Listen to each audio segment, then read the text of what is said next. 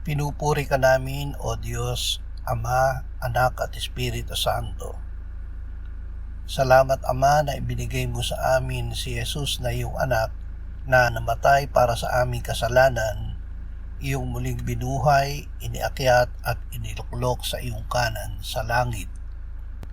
Salamat na ibinigay mo sa amin ang iyong banal na Espiritu at sa pamamagitan niya ay ibinuhos mo ang iyong pag-ibig sa aming puso. Ama, tulungan mo kaming piliin ang landas ng katuwiran at maglingkod ng tapat sa iyo.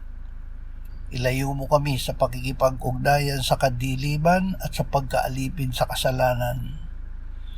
Turuan mo kaming mamuhay bilang mga anak ng liwanag na may malinaw na pagpapasya para sa iyong kaluwalhatian. Amen.